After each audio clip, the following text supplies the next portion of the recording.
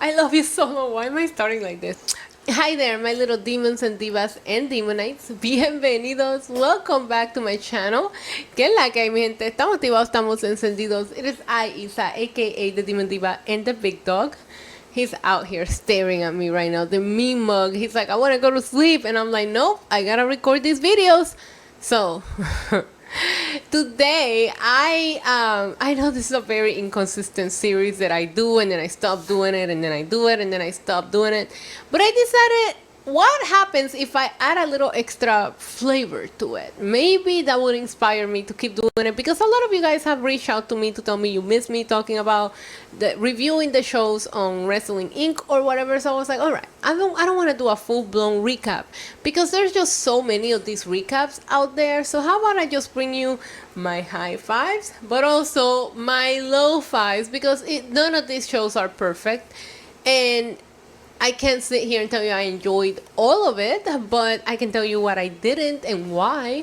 But at the same time, there was a lot of things that I enjoyed. So why not do a high fives and low fives? And hopefully there are episodes that we don't even have any lows. We'll see if we keep consistently making these. I don't know, but I'm gonna try.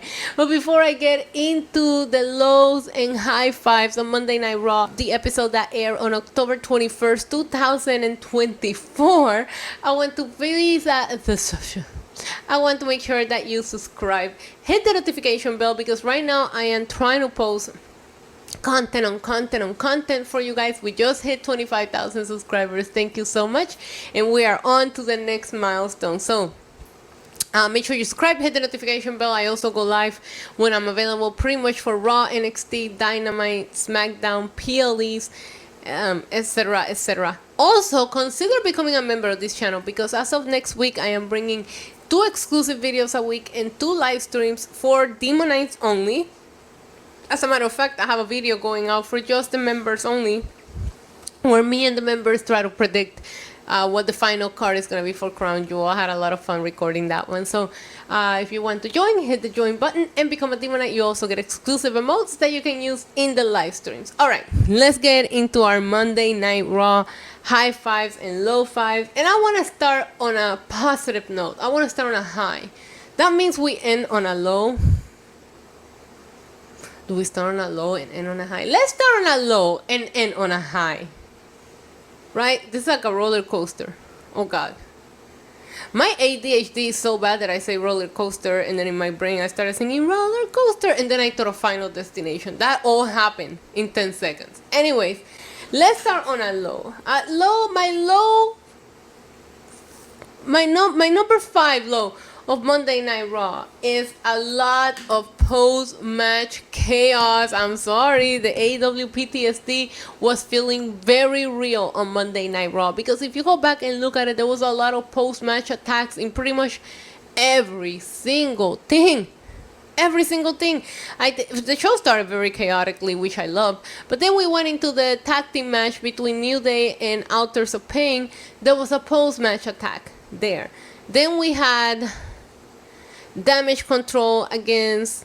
Who did they go against? Oh yeah, Liv Morgan and Raquel. And Miss Jackson and Lash Legend became involved. Then Rhea Ripley came out. Like, there was a lot of post-match happenings there. The main event had a post-match attack. I'm just saying, when you're doing it that often on the same show, it doesn't feel as effective. And it does affect... It doesn't feel as effective, and it does affect the consistency of the things happening in the show, which I will talk about on my low that ranked at number 1. Now let's go to a positive at number 5. Even though I just criticized the post-match attacks, I do gotta give a high five to the Wyatt 6. I love the pop that they got. I love seeing Nikki attack Scarlett, and I think that the fact that they haven't overexposed them is really helping them get the reaction that they get them, because they could have just put the Wyatts there every week. Roman, stop it. They could have put the Wyatt 6 in there every week and just have us seeing every week, but you never know what they're gonna do. You never know when they're gonna show up, and when they do, the crowd goes crazy. It's still efficient, and I am absolutely here for that. Low point number 4, Carlito. what was that? I don't want to repeat it, but I just didn't like the comment. I didn't think it was necessary. He made a comment towards damage control. I just didn't like it. And some people also didn't like it. It just didn't seem to be a necessary thing. And EO Sky had something shouted at her similar to that. And I remember her correcting the fan, borderline insulting him. I'm Japanese, bitch. I'll never forget that clip because I popped so big for it. I don't know who approved it. I don't know why it happened, but it just wasn't necessary. He was funny after that with just in his interaction with Adam Pearce. We don't need to add that. I didn't like it, guys. I'm sorry. It was a low point for me.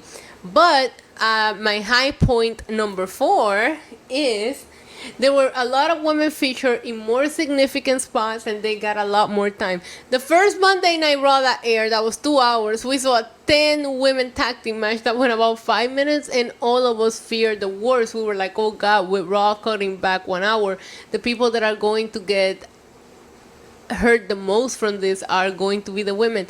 But that wasn't the case tonight, and I hope that we continue to see more women matches, more women segments. So many women were featured last night on Monday Night Raw. We saw obviously Io Sky, we saw Kairi Sane, we saw Liv Morgan, we saw Raquel, we saw Miss Jackson, we saw Lash Legend, we saw Rhea Ripley, we later saw Nikki Cross, we saw Scarlett, we saw Selena Vega.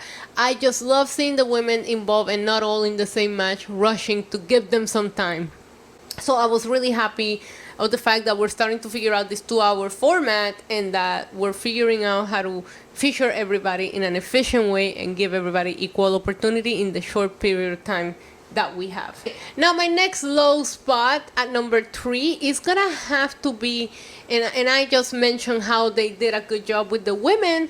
I did think that Monday Night Raw was a little bit of video package city. There was a lot of video packages, and I don't think that Monday Night Raw felt rushed. It felt more chaotic than it felt rushed, but it was like we really could have not done Gunther and Priest interaction in the ring because we had so many video packages. You feel me, right? Like there was a lot of things that I feel like we could have cut back on.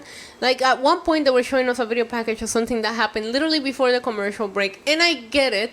I think the producers that book TV, as in people are flipping channels and they might have just tuned in, are very smart because that happens. And I actually criticize AEW for, because I don't think that AEW does a lot of like keeping up with the stories or showing video packages so the people that don't watch Rampage or Collision can keep up with what's happening. But a little too much for my liking last night on Monday Night Raw. We can come back a little bit on it, we can come back a little bit on it. But I do think that it feels like they're starting to manage the time better. The first episode felt a little bit rushed. Some people didn't get time. Tonight paced beautifully, and it felt like we're figuring it out. My high point number 3 is gonna have to be the fact, and I just mentioned it, they're building future storylines.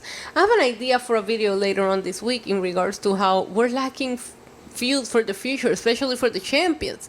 We're relying so much on this crown jewel champion versus champion that what are they going to do after that, And I love the interaction between Damian Priest and Gunther, because not only does it set something up for Gunther later, but it gives continuity to what we saw Damian Priest say last week. I hate when somebody just says something just to say it, just to shut us up, right? Because I've been one that's been highly vocal about the fact that I want Damian Priest to mention that he lost his title and he wants to get back to it.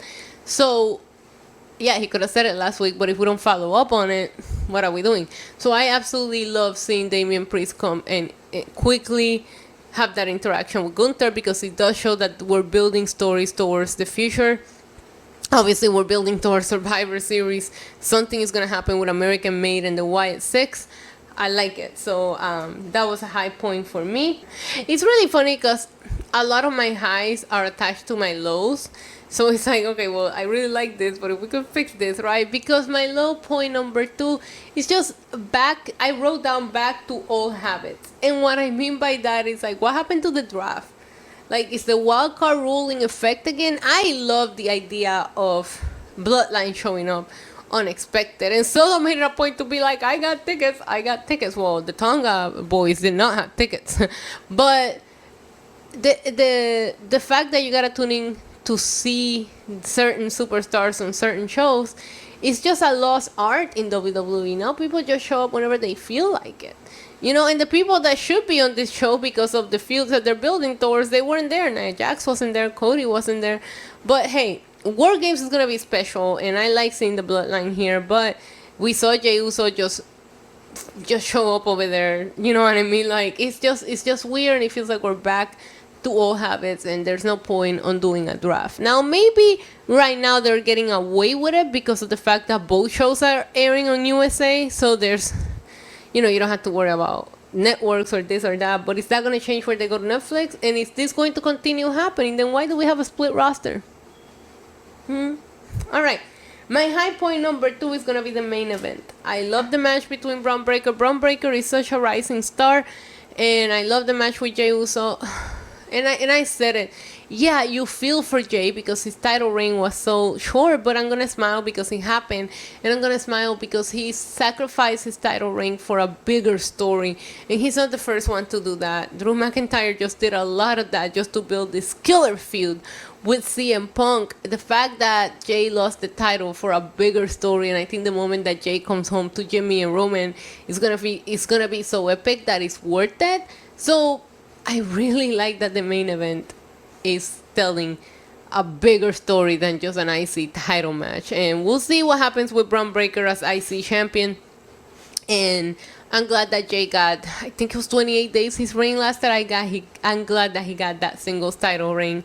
And now we can focus on what we're all hoping to be the Bloodline War Games match. My last low point of the night is going to have to be, I talked about it a little bit ago, and it's going to be the inconsistency, especially with the DQ. Earlier in the evening, we saw Jakara Jackson and Lash Legend in the crowd just enjoying the tag match. And as soon as they got involved and jumped the barricade, the referee called a disqualification immediately. And yeah, it got chaotic afterwards. But the Bloodline, not only is it because they had tickets? Like, I don't understand. Is it a fan interaction? And that's why it wasn't a DQ, because the Bloodline did a lot more than what Jakara and Lash Legend did. It was a title match, and the ref was right there, and he didn't do anything about it. There was no DQ call, nothing, and it just felt very inconsistent compared to what we just saw not even an hour ago. And I just didn't like that. They should have made this a no DQ match, maybe, but it just felt very inconsistent in the way that they booked that. And my high spot of the evening, and I'm gonna tip my hat to them even though I'm not wearing one tonight, it's gonna be to Braun.